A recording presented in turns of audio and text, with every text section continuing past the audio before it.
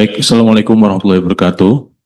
Selamat pagi, salam sejahtera untuk kita semua. Yang terhormat, mohon izin Bapak Direktur Fasilitasi Penganggaran Keuangan dan Aset Pemerintahan Desa.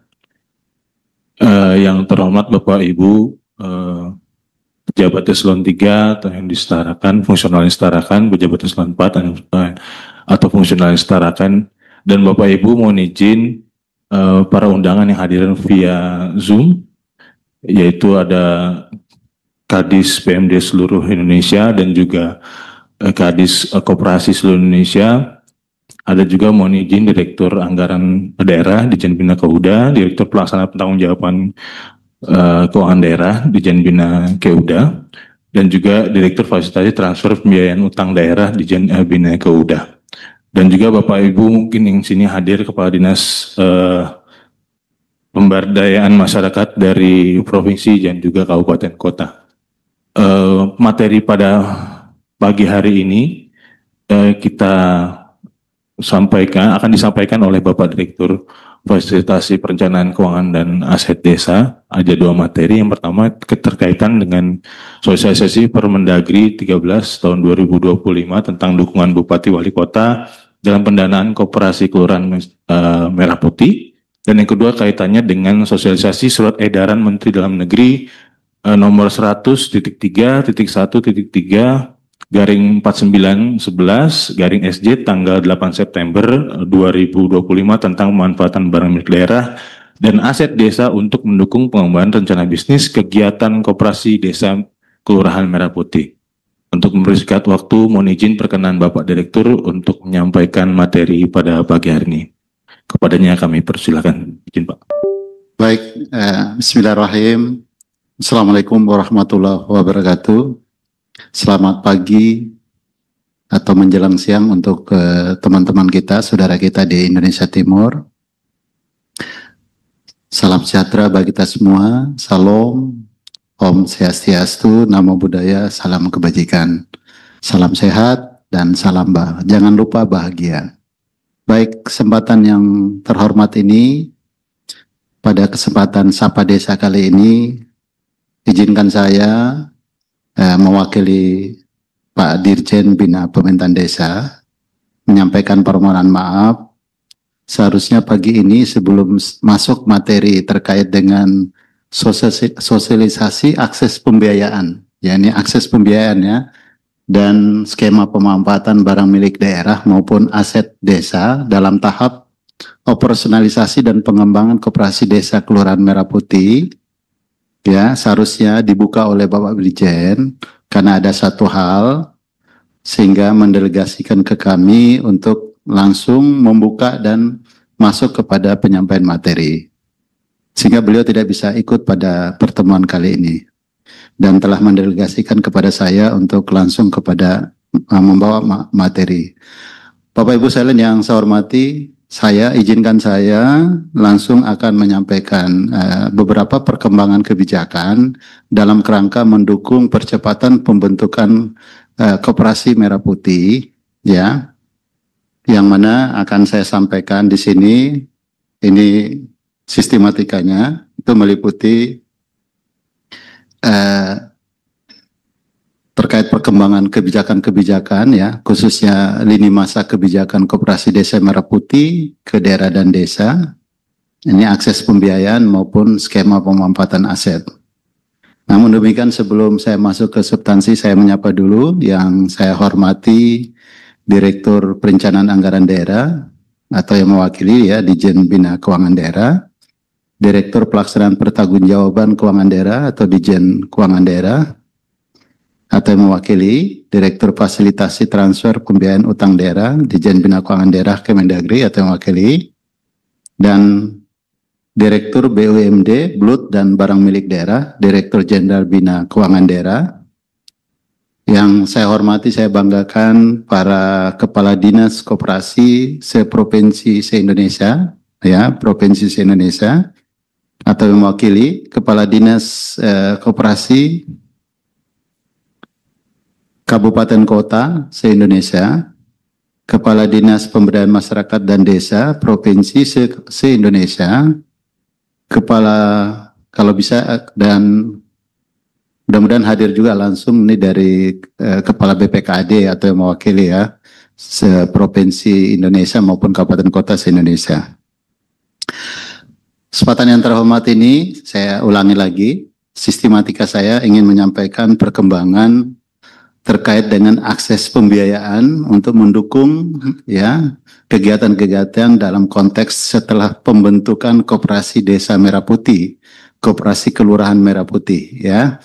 Kemudian terkait dengan skema pemanfaatan aset yang mana di sini dalam konteks pemanfaatan aset yang akan digunakan untuk mendukung kegiatan atau gerai-gerai dari Koperasi Desa maupun Koperasi Kelurahan Merah Putih ya yang dimanfaatkan ya dalam konteks pemanfaatan di sini fokusnya adalah barang milik daerah maupun aset daerah ya, sebagai tindak lanjut dari Surat Edaran Menteri Dalam Negeri yang mana nanti dari data yang ada kita sudah mengetahui dalam konteks aset barang milik daerah, tanah dan atau bangunan yang bersifat idle ya, yang tidak dalam konteks mendukung TUSI, itu nanti kita minta untuk barang milik daerah dilakukannya identifikasi ya untuk memilah, memisahkan mana barang-barang terkait tanah maupun bangunan yang sifatnya idle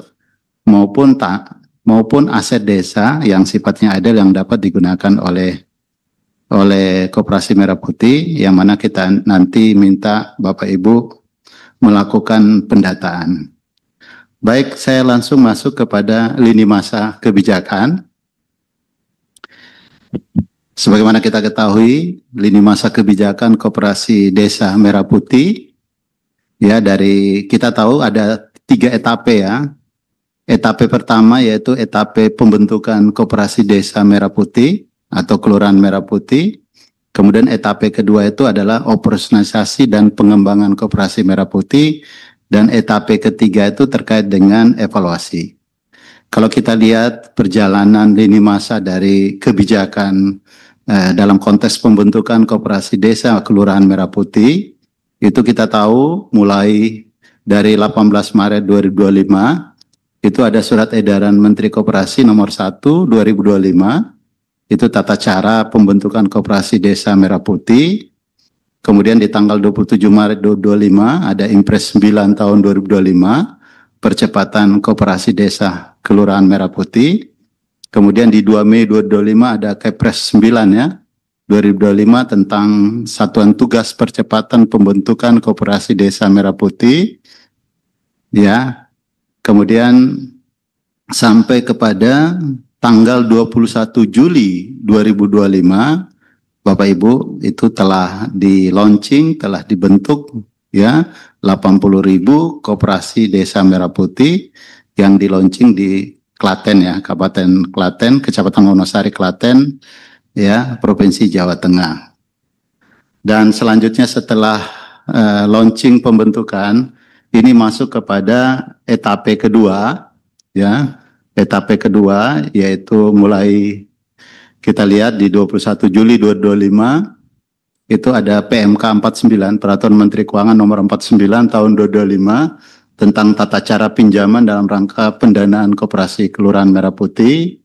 Kemudian juga di 12 Agustus 2025 ada Peraturan Menteri Desa nomor 10 2025 tentang mekanisme persetujuan dari kepala desa dalam rangka pembiayaan KDMP. KDMP itu Koperasi Desa Merah Putihnya ya, dan di tanggal 28 Agustus 2025 ada PMK 63 2025 ya terkait dengan penggunaan saldo anggaran lebih untuk mendukung KDMP, atau yang sebelumnya di tanggal 22 Agustus ya kita juga Menteri Dalam Negeri menetapkan Peraturan Menteri Dalam Negeri nomor 13 tahun 2025 tentang dukungan Bupati Wali Kota dalam pendanaan koperasi kelurahan di kelurahannya ya.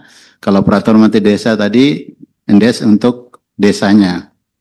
Yang mana di tahap kedua ini ada 8 pilar Pak, Bapak Ibu. Sebagaimana kita ketahui kan sudah ada Satgas ya, provinsi, kabupaten, kota yang dibentuk oleh gubernur maupun Bupati Wali Kota. Di tahap operasionalisasi dan pengembangan ini ada 8 pilar. pilar meliputi pembentukan satgas, daerah provinsi, kabupaten kota. Nanti saya akan laporkan perkembangan pembentukannya. Kemudian memastikan operasionalisasi 15.000 KDMP yang saat ini sudah ditetapkan 16.116 sekian yang masuk kategori desa mandiri yang kita minta untuk didampingi, dioperasionalkan di luar 108 mock-up. Kemudian ini ada penyusunan model bisnis dan petunjuk teknis. Kemudian ada akses pembiayaan, ada skema aset, pelatihan dan pendampingan SDM, ada relaksasi peraturan dan regulasi, digitalisasi platform digital, yang mana untuk yang menjadi bagian penugasan Kemendagri, khususnya dalam Impres 9 tahun 2025, kita fokus kepada pembentukan satuan tugas di daerah, dan saat ini berkembang diminta membentuk satuan tugas kecamatan. Dan ini kita sedang menyiapkan surat edarannya kepada Bupati Wali Kota untuk mempersiapkan satuan tugas kecamatan. Membentuk satuan tugas kecamatan untuk mengawal dalam konteks operasionalisasi dan pengembangan koperasi Desa Kelurahan Merah Putih yang ada di seluruh kecamatan yang ada dalam kabupaten kota. Kemudian akses pembiayaan, ya dukungan kami di sini terkait dengan sudah mengeluarkan Permendagri 13 tahun 2025 yang akan kita sosialisasikan. Tetapi kalau kita berbicara Permendagri 13 tahun 2025, itu tidak lepas dari saya akan menjelaskan dulu secara singkat terkait dengan Peraturan Menteri Keuangan Nomor 49 Tahun 2025 tentang tata cara pinjaman dalam rangka pendanaan koperasi Desa Merah Putih, dan sedikit saya akan menyampaikan Peraturan Menteri Desa Nomor 10 Tahun 2025 tentang mekanisme persetujuan dari Kepala Desa dalam rangka pembiayaan koperasi Desa Merah Putih, karena ini ada dukungan pendanaan, khususnya dukungan pengembalian pinjaman yang bersumber dari dana desa, maka diatur dalam Peraturan Menteri Desa.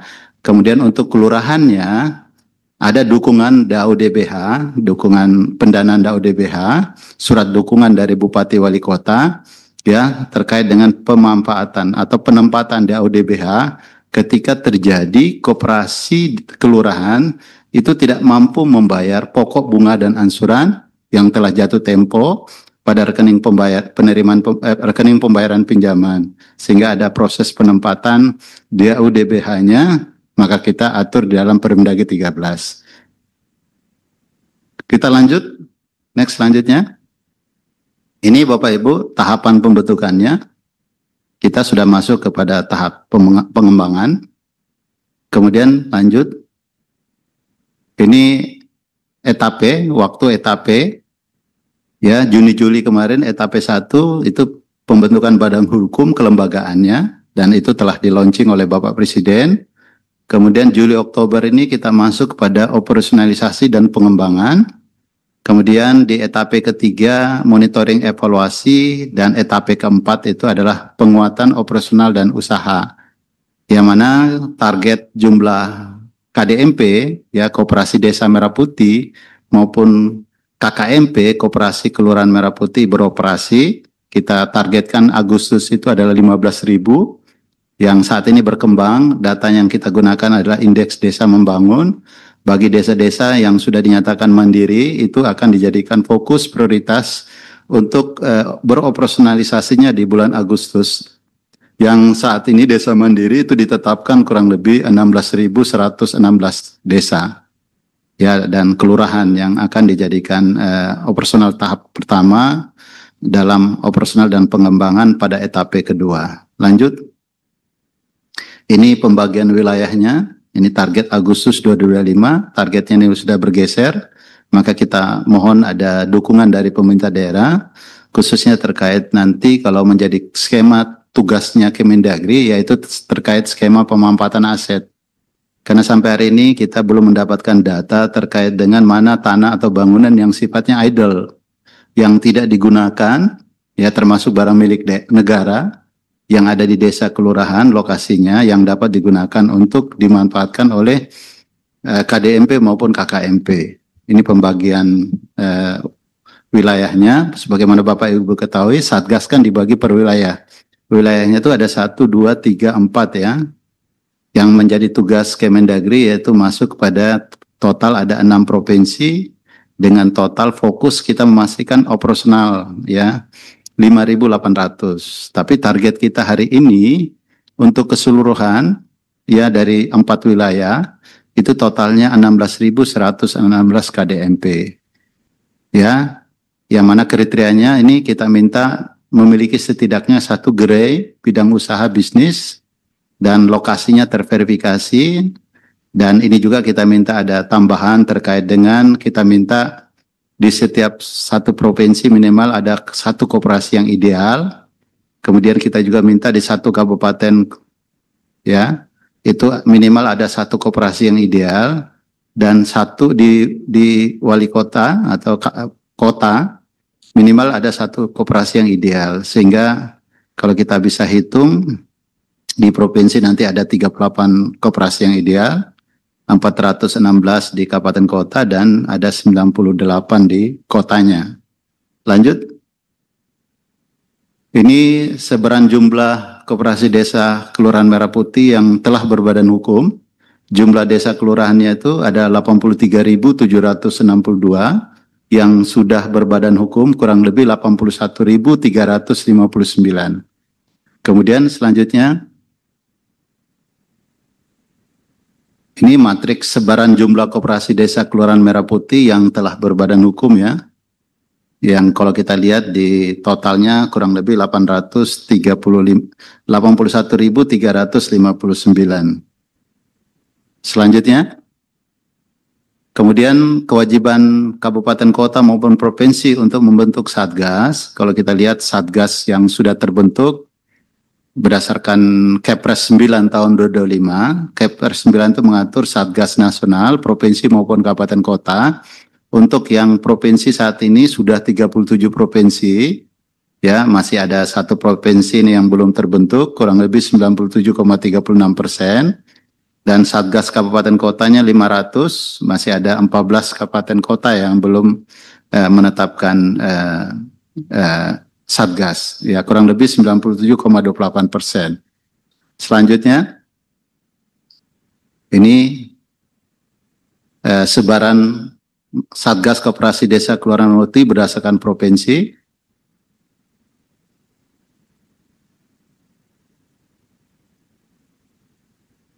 Selanjutnya, Bapak Ibu sekalian yang saya hormati, kita masuk kepada akses pembiayaan. Sebagaimana kita ketahui dalam konteks penguatan struktur permodalan koperasi, sebagaimana diatur dalam Undang-Undang 25 tahun 92 tentang perkoperasian, sangat jelas di pasal 41 bahwa modal koperasi itu terdiri dari modal sendiri dan modal pinjaman. Sedangkan modal pinjaman ini dapat berasal dari anggota koperasi lainnya dan atau anggotanya bank dan lembaga keuangan lainnya. Jadi hari ini kita akan fokus salah satu skema pembiayaan yang didukung oleh pemerintah saat ini melalui pinjaman ya. Penguatan struktur pemodalan melalui pinjaman bank dan lembaga kepada bank ya. Bank di sini yang menjadi penugasan dalam konteks investasi pemerintah, yaitu yang ditunjuk adalah Bank Himbara, yaitu Bank BRI, Bank Mandiri, Bank BSI, Bank BNI ya, yang akan melaksanakan investasi pemerintah ya, yang melalui sumber dananya dari saldo anggaran lebih dari APBN. Lanjut, saya masuk kepada Peraturan Menteri Keuangan Nomor 49 Tahun 2025. Ya Bapak Ibu, sebelum saya masuk fokus kepada Permendagri 13, kalau saya menjelaskan nanti Permendagri 13, itu tidak akan terjadi segmentasi ya, tidak mendapatkan pengetahuan yang secara utuh. Maka saya highlight, saya menjelaskan sedikit terkait PMK 49 ya, karena ini mengatur tata cara pinjamannya, karena nanti Permendagri 13 itu mengatur mekanisme persetujuannya dari Bupati Wali Kota. Sedangkan Permendes 10-nya itu mengatur mekanisme persetujuan dari Kepala Desa. Kalau kita lihat PMK 49 tahun 2025, ini substansinya ya, itu dalam rangka pelaksanaan kegiatan usaha KKMP, kelurahan ya, maupun KDMP desa, bank itu dapat memberikan pembiayaan berupa pinjaman kepada KKMP, KDMP. Ya, pinjaman itu diberikan dengan skema pinjaman, itu plafon ya, plafon pinjaman paling banyak 3 miliar per KKMP maupun KDMP. Tingkat suku bunganya, margin bagi hasilnya itu kurang lebih 6% per tahun. Jangka waktu tenornya pinjaman paling lama 72 bulan. Masa tenggang, grace period-nya pinjaman selama 6 bulan atau paling lama 8 bulan. Periode pembayaran angsuran dilakukan secara bulanan. Kemudian plafon pinjaman itu termasuk digunakan untuk belanja operasional paling banyak 500 juta. Ya. Dari pinjaman 3 miliar, paling banyak ya, 3 miliar itu dibagi 2 ya, digunakan untuk apa pinjamannya? Pertama untuk belanja modal dan belanja operasional. Belanja modal itu adalah belanja yang digunakan untuk memperoleh atau menambah aset tetap atau aset lainnya yang memberi manfaat ekonomi lebih dari 12 bulan. Dan belanja modalnya ini menjadi kolateral. Kolateral itu menjadi penjamin. Dan kemudian ada belanja operasional yang dibatasi paling tinggi 500 juta ya untuk menjalankan kegiatan sehari-hari KKMP maupun KDMP seperti gaji karyawan, sewa bahan bakar dan bahan baku ya. Ini PMK 49 ini ditetapkan pada tanggal 21 Juli 2025. Selanjutnya kalau kita lihat substansi berikutnya, di PMK 49 ini mengamanatkan ya, pengaturan mengenai kewenangan kewajiban dan dukungan penggunaan DAUDBH oleh Bupati Wali Kota ya, dan mekanisme persetujuannya dari Bupati Wali Kota untuk KKMP ya, itu diatur dengan peraturan Menteri Dalam Negeri. Maka inilah yang menjadi dasar terbitnya peraturan Menteri Dalam Negeri nomor 13 tahun 2025 tentang dukungan Bupati Wali Kota dalam pendanaan koperasi kelurahan Merah Putih. Kemudian di pasal 2 ayat 5 juga itu mengamanatkan pengaturan mengenai kewenangan, kewajiban, dan dukungan penggunaan dana desa oleh kepala desa dan mekanisme persetujuan dari kepala desa untuk penggunaan dana desanya itu ditetapkan oleh menteri yang menyelenggarakan urusan pemerintahan di bidang desa dan pembangunan daerah tertinggal. Dan inilah menjadi dasar terbitnya peraturan Menteri Desa dan Pembangunan Daerah Tertinggal nomor 10 2025 tentang mekanisme persetujuan dari kepala desa dalam rangka pembiayaan koperasi Desa Merah Putih. Selanjutnya, kalau kita lihat pokok-pokoknya, ini saya sampaikan pokok saja, nanti Bapak Ibu bisa membaca PMK 49-nya. Ya. Sebelum melakukan pinjaman, ya, baik KKMP maupun KDMP, itu mendapatkan dulu persetujuan dari Bupati Wali Kota untuk KKMP dan dari Kepala Desa untuk KDMP, ya. Itu maka kemudian mekanisme diatur dalam Peraturan Menteri Desa 10 2025 dan Peraturan Menteri Dalam Negeri nomor 13 tahun 2025. Yang mana mekanismenya itu koperasi mengajukan pinjaman kepada bank ya.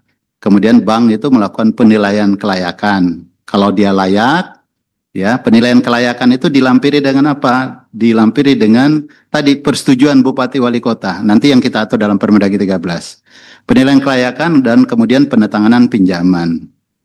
Penandatanganan perjanjian pinjaman ini kemudian akan diupload ke dalam sistem ya yang disediakan oleh Kementerian Keuangan. Nah, nanti di sini setelah penandatanganan pinjaman maka uang dicairkan kepada ada namanya rekening virtual account, namanya rekening penerimaan. Maka uang masuk ke rekening penerimaan. Selanjutnya mekanisme pembayarannya, pokok bunganya, ansurannya itu, ya, maka kemudian nanti koperasi itu menyampaikan, melakukan pembayaran pokok bunga atau bagi hasil yang telah jatuh tempo ya, ya, kepada rekening pembayaran. Jadi ada dua rekening virtual nih, ada rekening penerimaan pembayaran dan ada rekening pembayaran pinjaman. Nah, rekening pembayaran pinjaman, kemudian nanti didebet oleh bank, kemudian bank nanti ini prosesnya sifatnya bisnis to bisnis ya. Artinya ketika Koperasi Merah Putih, KDMP maupun KKMP membayar tepat waktu, ya tidak terjadi persoalan tidak dapat membayar pokok dan bunga dan angsuran yang telah jatuh tempo. Kalau dia ternyata jatuh tempo tidak dapat membayar pokok dan bunga, maka kemudian bank nanti akan menyampaikan informasi kepada ke Kementerian Keuangan. Ya, di sini ada direktorat terkait dana desa dan ada direktorat yang menangani DAU DBH ya, pengelolaan transfer. Nanti kalau misalnya sifatnya dia tidak bisa mengembalikan, maka kemudian ada informasi dari bank, dasarnya nanti ada surat persetujuan ya. Jadi di Peraturan Menteri Desa nomor 10 dan Peraturan Menteri Dalam Negeri nomor 13 mengatur skema pengembalian pinjaman. Skema pengembalian pinjaman itu ada dua. Ada satu persetujuan pinjaman. Ketika dia mau mengajukan pinjaman, dia harus melampirkan syarat pinjaman yaitu namanya persetujuan pinjaman dari kepala daerah untuk KKMP. Sedangkan dari desa itu namanya KDMP ya, itu dari kepala desa. Dan setelah dia melakukan penandatanganan perjanjian pinjaman, itu bersamaan dia mengeluarkan surat dukungan pengembalian pinjaman. Kalau untuk desa, kalau untuk kelurahan itu namanya surat pengembalian surat dukungan pendanaan, yaitu dukungan penggunaan DAU DBH ketika dia tidak dapat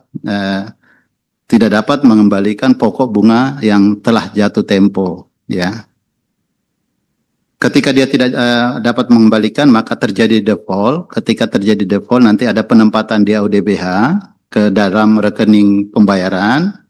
Ya, kemudian nanti itu didebet oleh bank, ya, atas penempatan DAU DBH nanti itu diakui sebagai piutang. Jadi nanti piutang pemerintah desa kepada KDMP maupun piutang pemerintah daerah kepada KKMP. Sebaliknya KKMP atau KDMP menjadi hutang, ya. Selanjutnya next.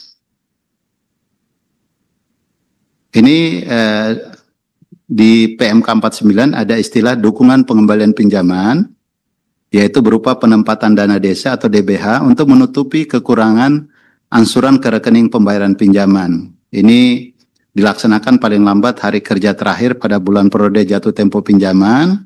Kemudian penempatan dana itu, DAU maupun DBH, itu diakui sebagai piutang pemerintah kabupaten kota atau pemerintah desa kepada KKMP KDMP. Kemudian keluaran output belanja modalnya, ya, nanti itu pencairan uang tidak langsung ya, khusus untuk belanja modalnya itu dari rekening virtual tadi.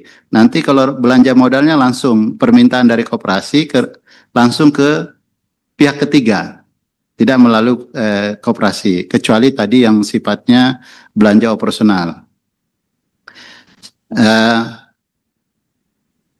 Keluaran output belanja modal itu menjadi jaminan kolateral. Kemudian Kepala KPPN itu akan menyampaikan surat pemberitahuan penempatan dana desa atau DAU DBH kepada bank atau kepada pemerintah desa itu paling lambat 5 hari ya. Dia akan menyampaikan setelah terbit SP2D-nya. Kemudian bank akan melakukan pendebetan atas dana pada rekening pembayaran pinjaman. Kemudian mekanisme permohonannya itu diselenggarakan melalui sistem informasi yang elektronik tadi. Kemudian dalam hal terdapat satu KDMP yang dimiliki lebih dari satu desa, maka besarannya berdasarkan kesepakatan antar desa yang jumlahnya kurang dari 500 ya. Kemudian kesepakatan antar desa minimal juga mengatur mengenai besaran penempatan dana desanya. Selanjutnya next.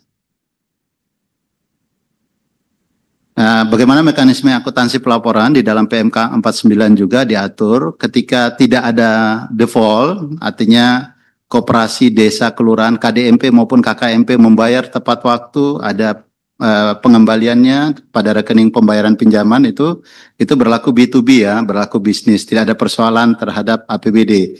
Hanya apabila terjadi default, istilah default itu tidak bisa mengembalikan pokok bunga maka itulah ada intervensi APBD maupun APBDes.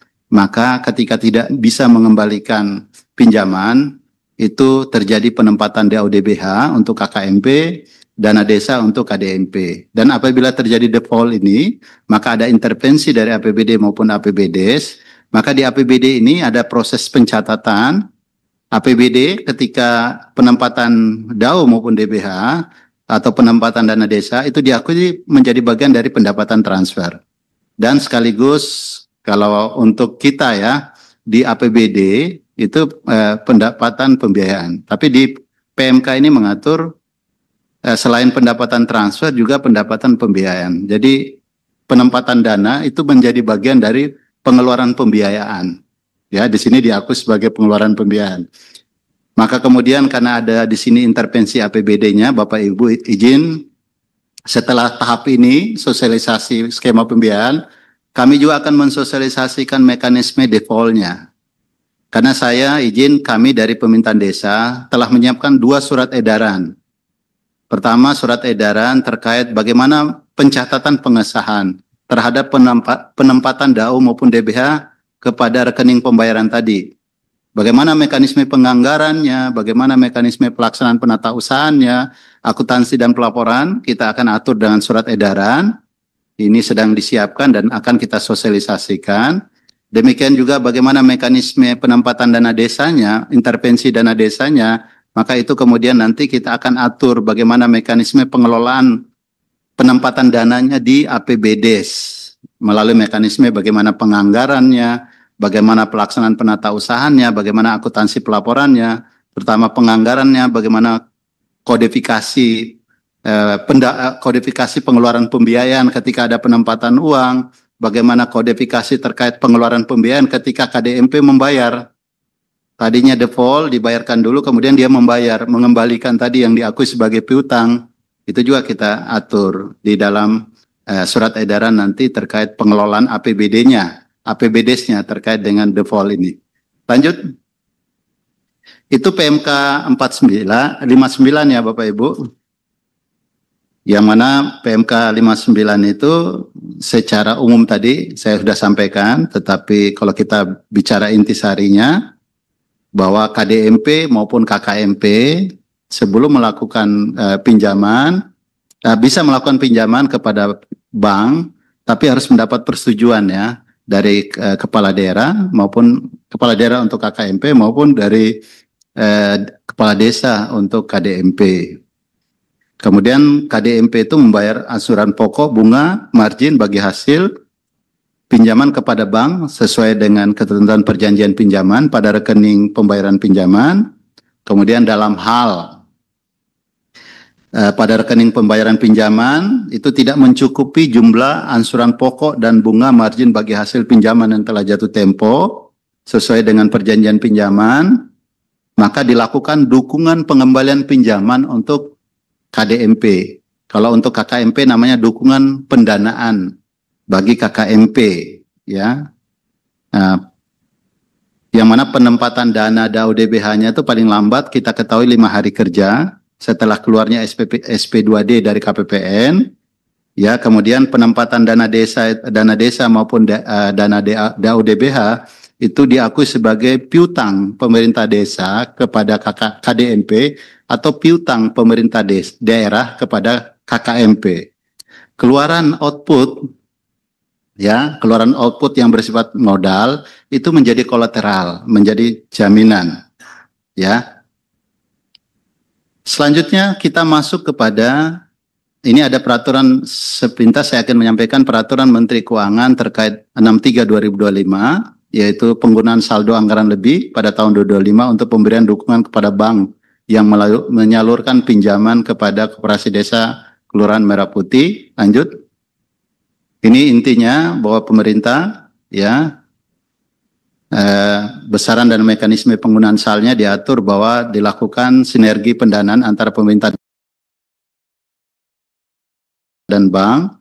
Kemudian pemerintah menggunakan sal untuk penempatan dana pada bank, dan besaran penggunaan sal ini adalah 16 triliun ya, yang dimana dilakukan pemindahan dana sal dari rekening kas sal ke RKUN.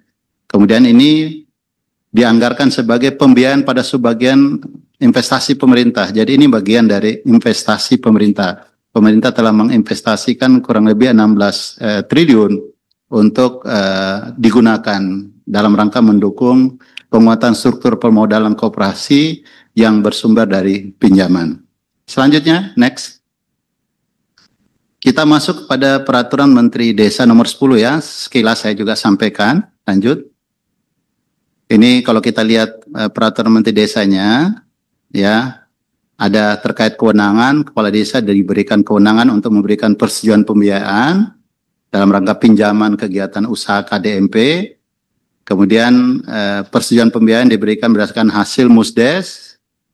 Kemudian musyawarah desa itu dilaksanakan sesuai ketentuan peraturan perundangan. Kemudian di dalamnya juga mengatur kewajiban kepala desa melakukan kajian proposal bisnis, mengkoordinasikan KDMP melaksanakan kewajiban membayar angsuran, kemudian memberikan surat kuasa ya kepada KPA Bun, ya ini KPA Bunnya penyaluran dana desa, ya kemudian melaksanakan penatausahaan pencatatan pelaporan pada APBD desa, ini yang kita akan atur dengan surat edaran Menteri Dalam Negeri. Kemudian melakukan evaluasi kinerja kegiatan usaha KDMP. Selanjutnya next. Di sini juga diatur substansi bahwa pemerintah desa itu memberikan dukungan pengembalian pinjaman. Dukungan pengembalian pinjaman diberikan kepada KDMP dalam hal jumlah dana pada rekening pembayaran pinjaman tidak mencukupi.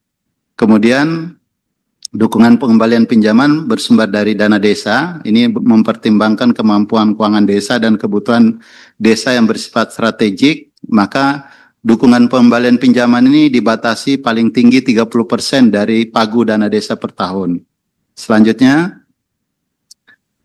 bagaimana mekanisme persetujuan di peraturan Menteri Desa 10 ini juga mengatur mekanisme seperti ini. Sebelum KDMP mengajukan proposal pinjaman kepada bank ya, dia harus mendapatkan dulu persetujuan dari kepala desa, maka mekanismenya diatur ketua pengurus KDMP menyampaikan permohonan persetujuan kepada bank, kemudian penyampaiannya disertai dengan proposal rencana bisnis. Ini proposal rencana bisnis paling sedikit ada rencana kegiatan usaha sampai kepada rencana pengembalian pinjaman. Kemudian berdasarkan persetujuan yang telah disampaikan, kepala desa baru mengajukan persetujuan kepada bank, ya, mengajukan permohonan persetujuan kepada BPD, kemudian BPD melakukan musyawarah, ya, kemudian nanti dituangkan dalam berita acara, ya, berita acara ini memuat besaran maksimal pinjaman dan besaran dukungan pengembalian pinjaman, kemudian berdasarkan musdes ini kepala desa membuat surat persetujuan kepada KDMP. Surat persetujuan ini menjadi dasar KDMP melakukan permohonan pinjaman kepada bank, dan dalam hal bank menyetujui permohonan pinjaman, kepala desa membuat surat kuasa. Ketika bank menyetujui, maka bersamaan penatangan perjanjian pinjaman itu bersamaan menandatangani juga surat kuasa yang memberikan kuasa kepada KPA Bun untuk melakukan penempatan dana kalau terjadi default. Lanjut. Kemudian di sini juga di pasal 7 diatur bahwa KDMP ini memberikan imbal jasa kepada pemerintah desa paling sedikit 20%. Ini pemberian imbal jasa dilakukan setiap tahun dan dicatat sebagai lain-lain pendapatan desa yang sah dalam APBD. Kemudian pemberian imbal jasa itu dipergunakan sesuai kewenangan desa yang diputuskan melalui musyawarah desa. Ini paling sedikit 20% ya dari keuntungan bersih dan dilaporkan dalam rapat anggota, dan ini dicatat sebagai pendapatan desa sah dalam APBD desa. Lanjut. Itu Bapak Ibu sekalian untuk KDMP, maka kemudian kita masuk kepada KKMP. Ya, tadi sudah saya sampaikan PMK 49 2025 mengatur mekanisme persetujuannya. Ya, kalau untuk desa itu melalui peraturan Menteri Desa, maka kemudian untuk kelurahan itu diatur dengan peraturan Menteri Dalam Negeri nomor 13 tahun 2025 tentang dukungan Bupati Wali Kota dalam pendanaan koperasi Kelurahan Merah Putih. Kita masuk substansinya. Bapak Ibu sekalian, kita mengistilahkan dia skema dukungan pendanaan kepada KKMP. Ya, skema ini kita anggap sebagai bagian dari pemberian insentif atau kemudahan ya kepada pemerintah daerah yang diberikan kepada pemerintah daerah. Karena insentif itu diberikan kepada pihak swasta termasuk koperasi. Atau kalau kita lihat dari sisi PP 7 2021 terkait kemudahan perlindungan pemberdayaan koperasi usaha kecil dan menengah itu sebagai bentuk pemberian fasilitas. Maka kita namakan namanya dukungan pendanaan kepada KKMP. Lanjut. Ini skemanya dukungan pendanaan KKMP. Kalau yang tadi di desa namanya dukungan pengembalian, kita mengistilahkan namanya dukungan pendanaan KKMP. Skema dukungan pendanaan KKMP ini, kalau kita definisikan, yaitu pemberian fasilitas berupa insentif dan atau kemudahan yang diberikan oleh Bupati Wali Kota kepada KKMP dalam mendukung pendanaan KKMP. Di sini kita, pemerintah Kabupaten Kota memberikan dukungan pendanaan kepada KKMP sebagai bagian dukungan pemberian fasilitas, insentif atau kemudahan kepada KKMP untuk memenuhi kewajiban pengembalian pinjaman. Maka dukungannya ini diberikan kepada KKMP menggunakan DAU/DBH untuk mendukung pendanaan usaha bisnis KKMP sesuai peraturan perundangan. Diberikan dalam dua bentuk, yaitu pertama surat persetujuan Bupati Wali Kota, ya sebelum KKMP melakukan pinjaman, dia dulu memberikan persetujuan dulu, ya, yang menjadi bagian syarat permohonan pengajuan usulan pinjaman KKMP kepada bank. Kemudian kedua, ketika setelah disetujui permohonan pinjaman dari KKMP kepada bank, bersamaan Bupati Wali Kota akan mengeluarkan surat dukungan dari Bupati Wali Kota penggunaan DAU/DBH kepada kuasa pengguna anggaran bendara umum negara, penyaluran dana transfer untuk dukungan pendanaannya. Jadi ada dua bentuk nih, dukungan pendanaan KKMP. Selanjutnya,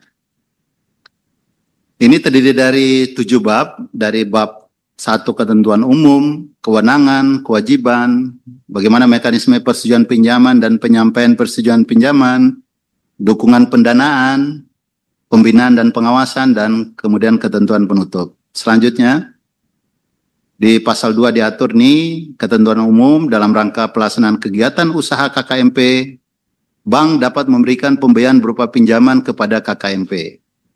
Tata cara pengajuan untuk pinjaman kepada bank oleh KKMP ini mempedomani peraturan Menteri Keuangan nomor 49 tadi yang tahun 2025 terkait tata cara pinjaman dalam rangka pendanaan koperasi desa Merah Putih. Jadi tata cara pinjamannya itu kita tidak atur, tetapi yang kami atur di dalam substansi Permendagri 13 adalah mekanisme persetujuannya dan pemberian dukungan. Jadi ada dua bentuk tadi, khususnya terkait skema pendanaan pinjaman. Selanjutnya, di pasal 3, itu Bupati Wali Kota berwenang memberikan persetujuan pendanaan berupa pinjaman dalam rangka pelaksanaan kegiatan usaha KKMP.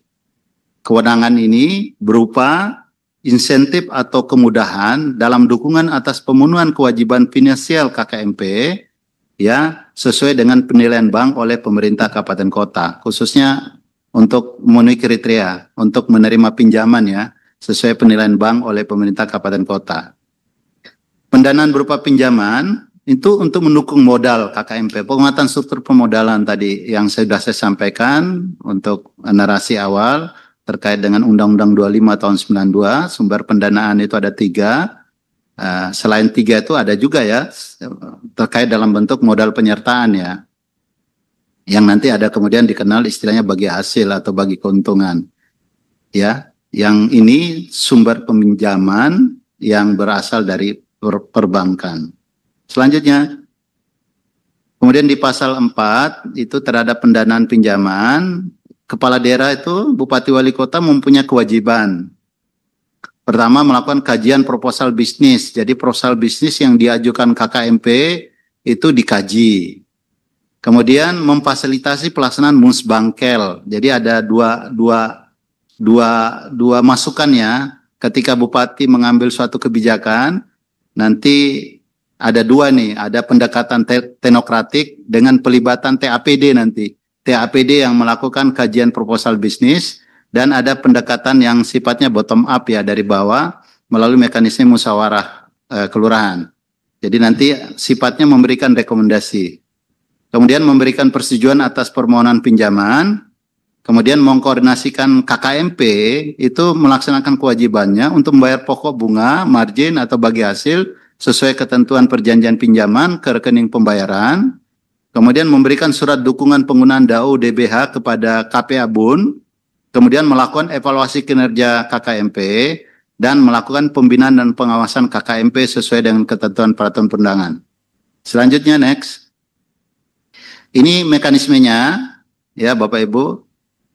Ini KKMP, KDMP, ya sebelum melakukan proses pengajuan kepada bank, dia meminta dulu persetujuan dari Bupati Wali Kota. Nah, setelah dia menerima, Bupati Wali Kota menerima proposal bisnisnya dari koperasi, maka kemudian Bupati Wali Kota memerintahkan kepada camat, lurah ya, melalui camat untuk melakukan musyawarah, ya. Kemudian musyawarah kelurahan ya, musyawarah pembangunan kelurahan, kemudian TAPD, memerintahkan TAPD untuk melakukan kajian. Kajian ini pendekatan teknokratik ya. Kajiannya nanti dilihat dari aspek perkoperasian dan dari aspek pengelolaan keuangan daerahnya. Nah, pendekatan musbangkel, musyawarah pembangunan kelurahan, ini sifatnya partisipatif ya, dilakukan melalui musyawarah antara lurah dengan lembaga pemberdayaan masyarakat kelurahan yang difasilitasi oleh camat. Berdasarkan rekomendasi TAPD dan pertimbangan dari hasil musyawarah pembangunan kelurahan, maka Bupati Wali Kota nanti mengeluarkan persetujuan. Ya, persetujuan nanti dilampir itu rekomendasi dan pertimbangan. Jadi kepada bank nanti mengetahui bagaimana rekomendasinya, hitungan terkait aspek perkoperasiannya, bagaimana aspek keuangannya, itu akan dilihat, bank akan melihat. Jadi dilampiri. Setelah Bupati mendapatkan rekomendasi pertimbangan, akan mengeluarkan surat persetujuan Bupati Wali Kota, itu disampaikan kepada KKMP. Ya, jadi bank mengajukan proposal kepada KKMP, sudah mendapatkan surat persetujuan Bupati Wali Kota, ya, sebagai syarat ya. Kemudian KKMP ajukan kepada bank, nanti bank akan meneliti, melakukan studi kelayakan. Kalau dalam hal itu disetujui, ya, disetujui maka dilakukan perjanjian pinjaman.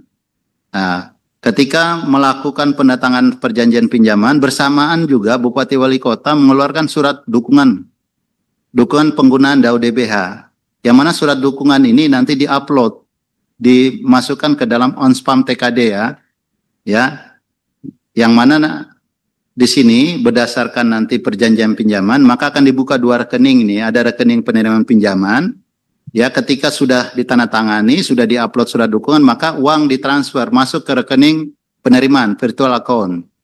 Kemudian juga dengan dasar surat dukungan tadi ada pembukaan rekening pembayaran untuk membayar pokok bunga, ya. Itu rekening, dua-duanya rekening virtual account. Selanjutnya, ini alur mekanismenya kita atur nih. Seperti apa mekanismenya, ada 10 langkah ini. Dari Ketua Pengurus KKMP menyiapkan permohonan persetujuan disertai proposal bisnis. Outputnya apa? Outputnya adalah permohonan persetujuan sampai kepada BPKD menyampaikan surat kuasa, ya, penggunaan DAU DBH kepada Kemenq melalui OnSpam. Bentuknya apa? Surat dukungan Bupati Wali Kota yang disampaikan kepada Kementerian Keuangan. Selanjutnya, ini alur persetujuan pinjamannya. Kalau saya lebih masuk ke dalamnya, menjelaskan alur ya, seperti yang sudah saya jelaskan tadi, biar lebih rinci lagi ya. Ini Ketua Pengurus KKMP menyampaikan permohonan persetujuan kepada Bupati dulu ya, atas usulan pinjaman, itu disertai dengan proposal bisnis. Proposal bisnis itu meliputi apa? Rencana bisnis, legalitas kelembagaan, dan dokumen yang diperlukan. Bagaimana NIB-nya, bagaimana akta pendiriannya, bagaimana terkait dengan badan hukumnya, itu menjadi bagian dari legalitas kelembagaan. Selanjutnya, berdasarkan proposal bisnis, Bupati Wali Kota memerintahkan TAPD untuk melakukan kajian atau memberikan rekomendasi, lurah memberikan pertimbangan. Ini paling lama 7 hari kerja, kita pastikan Bupati Wali Kota telah menetapkan surat persetujuan untuk pendanaan KKMP. Lanjut,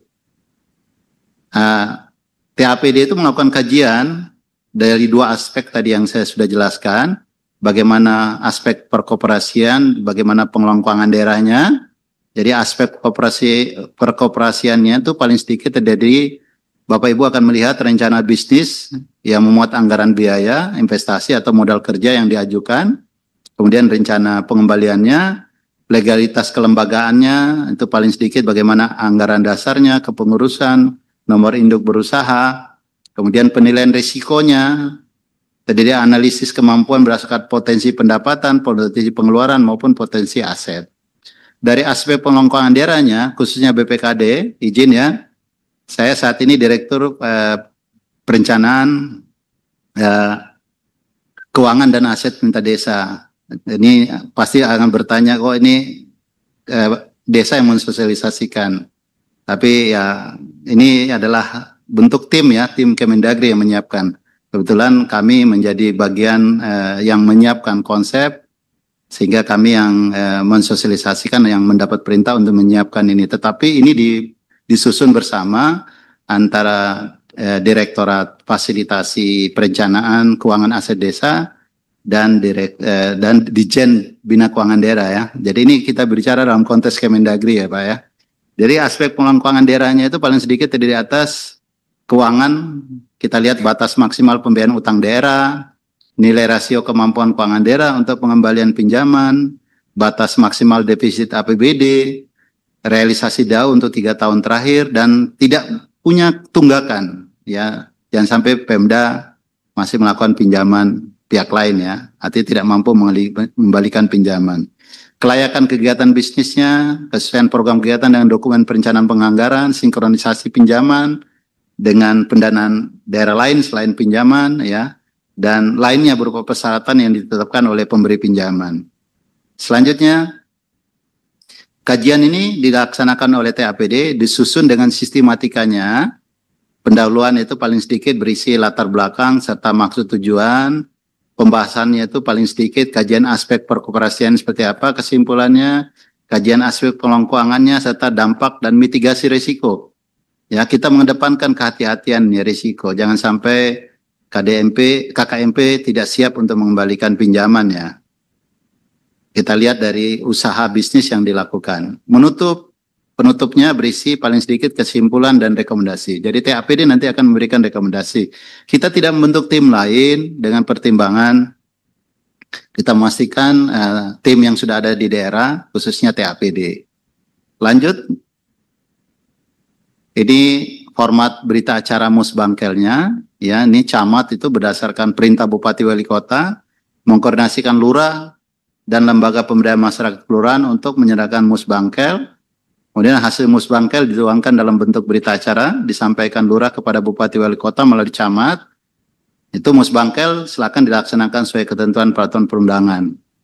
Selanjutnya, ini format pemberian dukungan berupa dukungan pengembalian pinjaman ya. Khususnya kalau kita istilahnya pemberian dukungan pendanaan ya. Dukungan pendanaan itu ada 2, surat persetujuan dalam rangka pendanaan koperasi KKMP ya, yang ditandatangani oleh Bupati Wali Kota menjadi bagian syarat pinjaman yang diajukan oleh KKMP, dan ketika sudah disetujui, ketika menandatangani perjanjian pinjaman dengan bank, maka kemudian Bupati Wali Kota mengeluarkan surat dukungan penggunaan DAU/DBH ya. Selanjutnya ini formatnya, lanjut. Kemudian kita juga ngatur bagaimana mekanisme pembinaan pengawasannya. Ya, provinsi dilaksanakan oleh Menteri untuk melakukan pengawasan umum. Kemudian Menteri Koperasi untuk pembinaan dan pengawasan bersifat teknis. Kabupaten Kota dilaksanakan oleh Gubernur sebagai wakil pemerintah pusat untuk pembinaan umum dan teknis.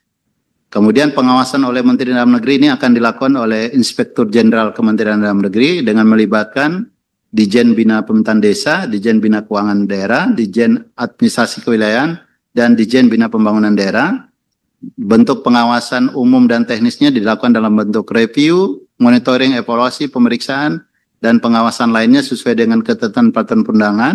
Selanjutnya, ini dalam rangka pembinaan pengawasan pinjaman yang dilakukan oleh Gubernur, perangkat daerah provinsi, dan Bupati Wali Kota, perangkat daerah kabupaten kota. Pembinaan pengawasan oleh Bupati terhadap perangkat daerah ini dibantu oleh Inspektorat Daerah. Jadi kita minta Inspektorat Daerah melakukan pembinaan pengawasan khususnya terkait dengan dukungan pendanaan kepada KKMP.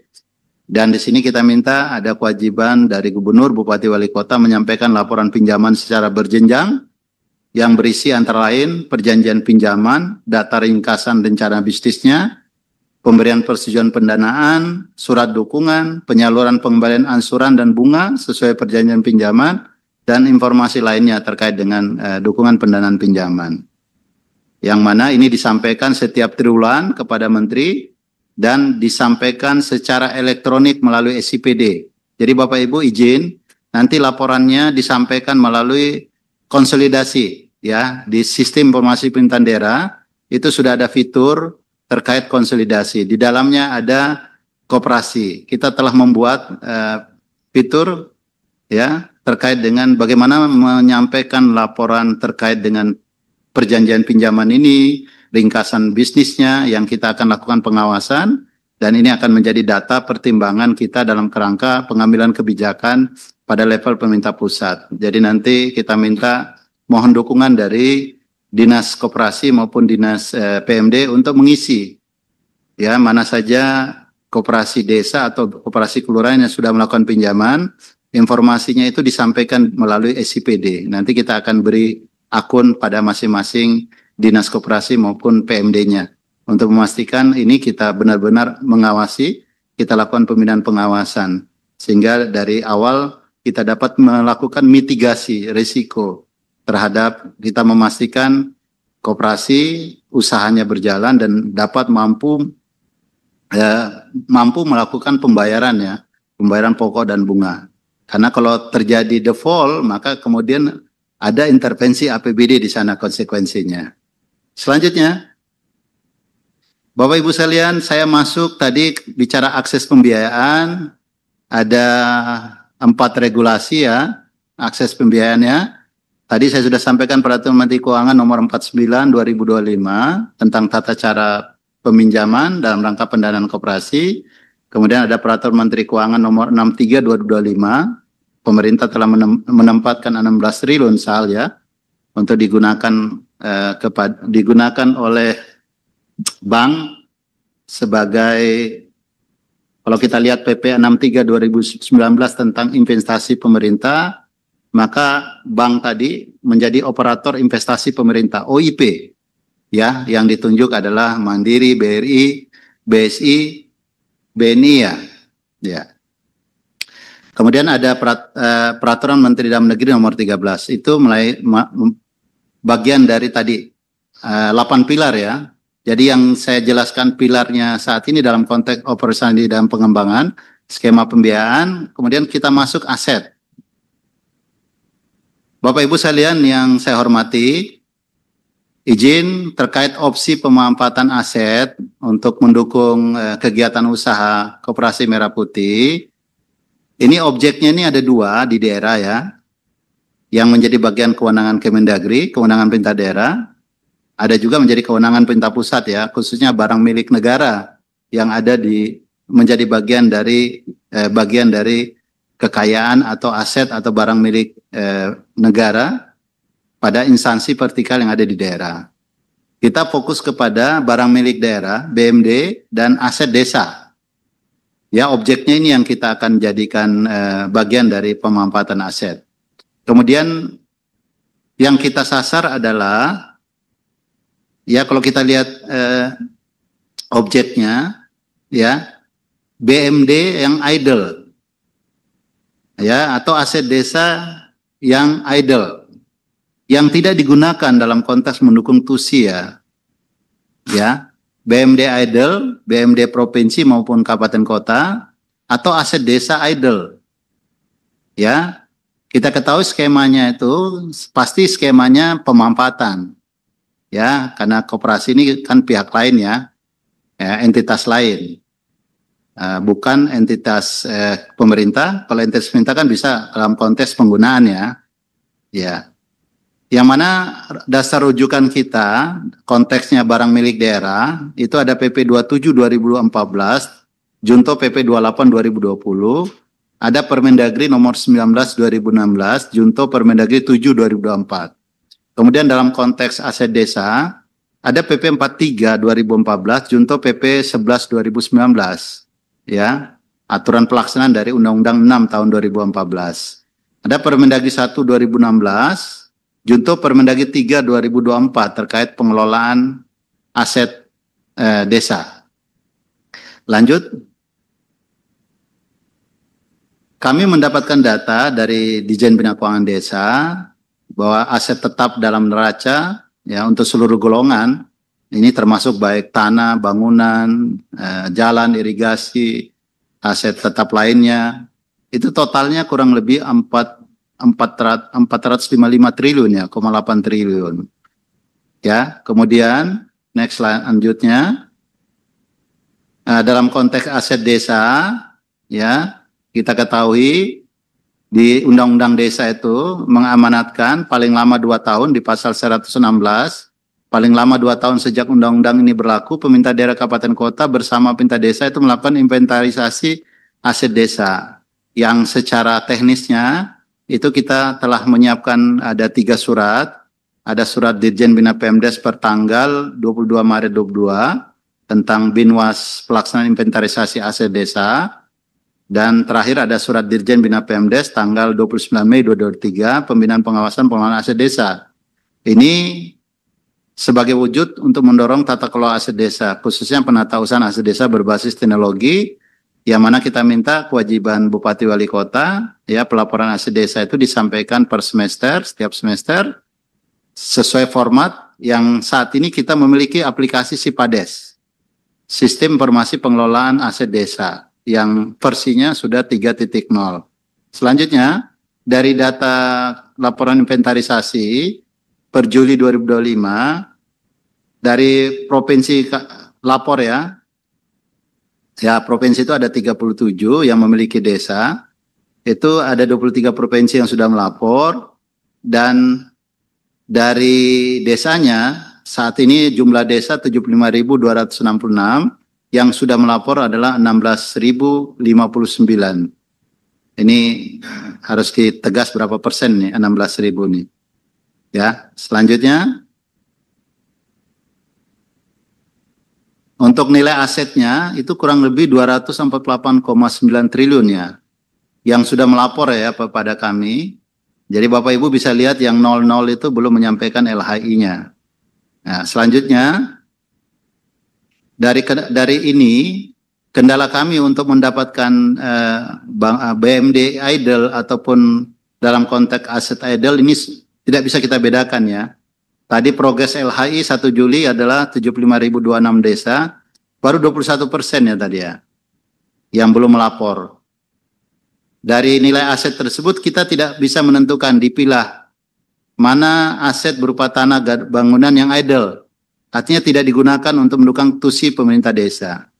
Kemudian aset desa yang tadi ini yang kita fokus pada tanah dan bangunan ini yang idle itu dapat dimanfaatkan untuk gerai kegiatan usaha KDMP meliputi kantor, apotek, klinik, sembako yang ada di dalam Impres 9 tahun 2025.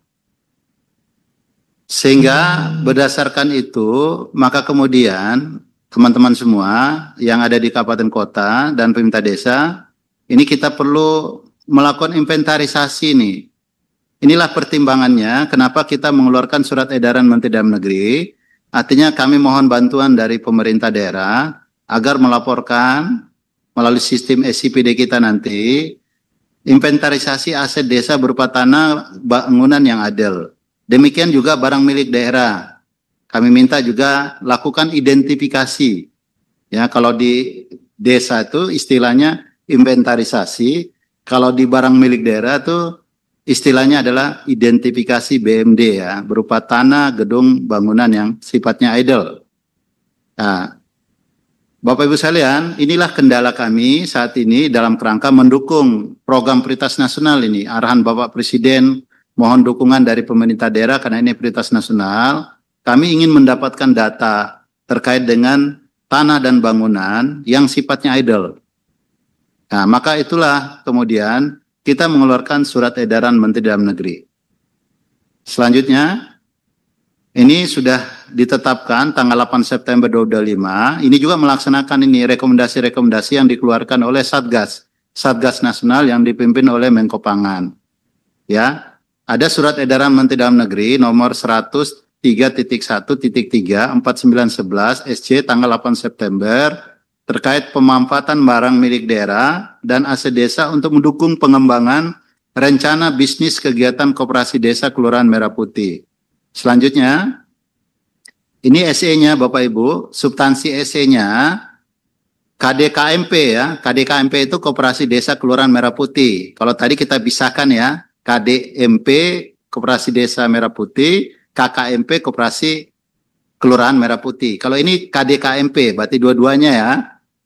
Dalam mengembangkan rencana bisnisnya berupa apa? Penyediaan kantor koperasi, pengadaan sembako, simpan pinjam klinik desa kelurahan, apotek desa kelurahan, pergudangan, logistik desa kelurahan, dengan memperhatikan karakteristik desa kelurahan, itu dapat memanfaatkan. Jadi mekanisme pengelolaannya adalah mekanisme pengelolaan ya, konteksnya bukan penggunaannya, tapi pemanfaatan. Dapat memanfaatkan barang milik daerah atau aset desa. Ya, pemanfaatan ini diatur sebagai berikut. Pemanfaatan barang milik daerah BMD, ya, BMD yang tanah bangunan itu harus dilengkapi dengan bukti kepemilikan dan telah tercatat dalam daftar BMD. Pemanfaatan BMD itu berupa pendayagunaan BMD yang tidak digunakan untuk penyelenggaraan tugas fungsi SKPD atau optimalisasi BMD dengan tidak mengubah status kepemilikan. Pemanfaatan BMD untuk KDMP ini dilakukan dengan mekanisme sewa. Ya, sewa mengikuti ketentuan peraturan perundangan. Silakan tadi peraturan yang saya sudah sebutkan. Ya, itu untuk BMD. Kemudian pemanfaatan aset desa. Aset desa di sini berupa tanah dan atau bangunan yang tercatat dalam buku inventarisasi aset desa dan dilengkapi dengan bukti kepemilikan. Ya, SHP ya, sertifikat hak pakai yang tidak berjangka waktu. Ini dapat dimanfaatkan oleh KDKMP. Pemanfaatan aset desa itu ditetapkan dengan peraturan desa memperhatikan ketentuannya tidak dipergunakan langsung untuk penyelenggaraan tusi pemerintah desa, tidak mengubah status kepemilikan, dan status penggunaan ditetapkan setiap tahun dengan keputusan kepala desa. Pemanfaatan aset desa untuk KDKMP itu dapat dilakukan dengan mekanisme sewa. Walaupun ada mekanisme lain ya, misalnya kerjasama pemanfaatan, atau bangun guna serah guna bangun, itu kita buka ruang di bawah. Kalau usaha bisnisnya telah berkembang, baru kemudian kita bisa menggunakan mekanisme pemanfaatan lainnya, selain sewa.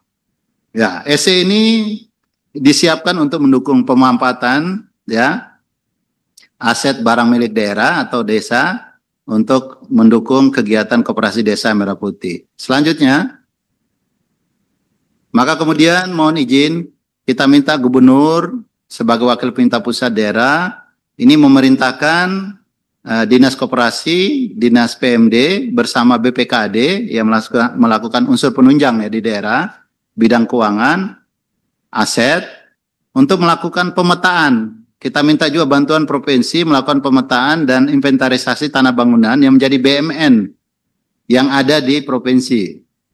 Artinya pasti letaknya ada di desa kelurahan. Kemudian memerintahkan kepada Kadis Koperasi, ya, Kadis PMD, BPKD untuk melakukan identifikasi BMD provinsi yang ada di desa maupun kelurahan.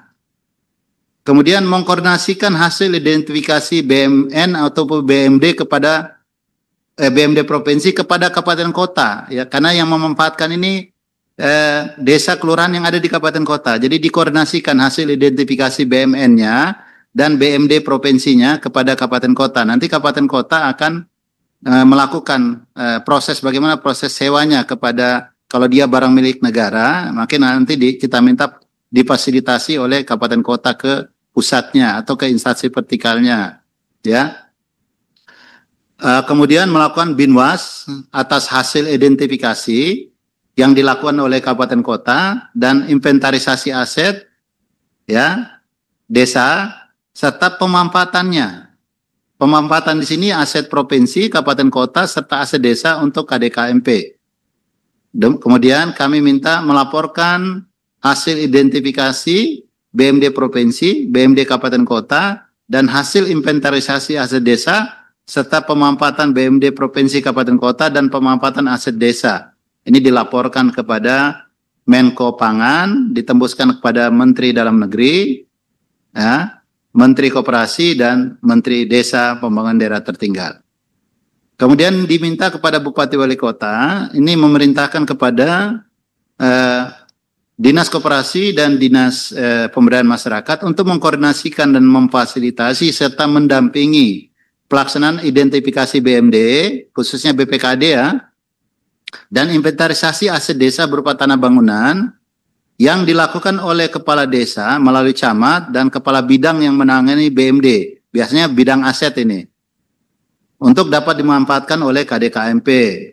Kemudian mengkoordinasikan, memfasilitasi pelaksanaan pemanfaatan BMD Kabupaten Kota dan aset desa untuk KDMP, ya, mengkoordinasikan proses pemanfaatan, memastikan kerjasama penandatanganan MOU-nya terkait kerjasamanya.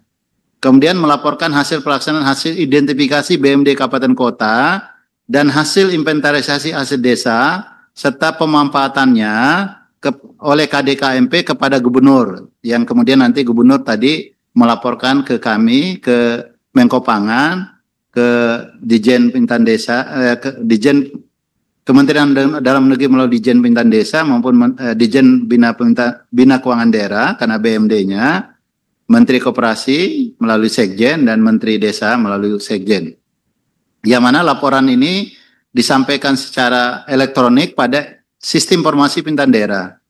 Dengan Pranala sudah ada ini, nanti saya akan sampaikan setelah ini, setelah saya menyampaikan materi, nanti akan ada penyampaian dari tim kami akan menyampaikan tata cara pengisiannya. Karena data ini diminta paling lambat minggu pertama bulan Oktober ini sudah kami dapatkan datanya. Karena data ini akan digunakan dalam konteks menetapkan tahapan operasionalisasi dan pengembangan di tahap 2 ya. Yang tadi sudah saya uraikan, di Agustus ini ada 16.116, demikian berikutnya, bulan berikutnya, untuk memastikan itu berjalan rencana bisnisnya. Kami minta bulan Oktober 2025. Selanjutnya, ini form permintaan data aset desa. Ini sudah ada di dalam SIPD, Bapak Ibu, nanti bisa mengaksesnya, bisa langsung mengisinya. Terutama kita memastikan titik koordinatnya, ya, yang kita fokus hanya tanah dan bangunan yang tadi yang hanya bersifat idle, yang tidak digunakan ya. Selanjutnya, ini form permintaan BMD Kabupaten yang kita sasar hanya tanah dan bangunan. Selanjutnya, ini barang milik daerah provinsi, ini menjadi bagian dari inventarisasi identifikasi yang dilakukan oleh provinsi. Selanjutnya, demikian Bapak Ibu yang bisa saya sampaikan dalam sosialisasi Sapa Desa hari ini. Tadi Bapak Ibu saya sudah menyampaikan terkait lini masa kebijakan Koperasi Merah Putih dari tahap awal gagasan yang disampaikan oleh Bapak Presiden sampai launching, pembentukan. Kemudian saat ini kita masuk kepada tahap etape kedua terkait operasionalisasi dan pengembangan. Ada sasaran untuk memastikan operasionalisasi 16.116 koperasi desa yang beroperasi di luar 108 yang mock up, desa yang mock up kemarin. Kemudian saya menyampaikan pilarnya, pilar fokus dari 8 pilarnya adalah skema pembiayaan. Tadi sudah saya jelaskan skema pembiayaan terkait Peraturan Menteri Keuangan nomor 49 2025 tentang tata cara pinjaman. Kemudian Peraturan Menteri Keuangan 63/2025 ada penempatan dana SAL sebesar 16 triliun untuk menugaskan kepada bank selaku operator investasi pemerintah sesuai dengan PP 63 2019 tentang investasi pemerintah. Kemudian saya juga telah menyampaikan Peraturan Menteri Desa yang memang diamanatkan oleh PMK 49 2025 dan Peraturan Menteri Dalam Negeri nomor 13. Kemudian saya juga menyampaikan skema pemanfaatan aset yang menjadi bagian pilar dari tugas Satgas, memastikan skema aset ini yang kita sasar, yang kita tuju, yang memastikan Bapak Ibu melaporkan kepada kami ya identifikasi barang milik daerah maupun inventarisasi aset desa yang fokusnya kepada bangunan dan tanah yang dapat digunakan atau dimanfaatkan ya, pemanfaatan oleh Koperasi Desa Kelurahan Merah Putih yang untuk mendukung gerai-gerai dalam konteks usaha bisnis yang dilakukan oleh Koperasi Desa Merah Putih. Demikian yang bisa saya sampaikan. Saya akhiri. Mohon maaf kalau ada kata-kata yang salah. Kami akhiri. Wabillahi taufik wal hidayah. Wassalamualaikum warahmatullahi wabarakatuh. Selamat siang. Salam sejahtera bagi kita semua. Salam. Salve. Om Santi Santi Hom. Namo Buddhaya. Salam kebajikan.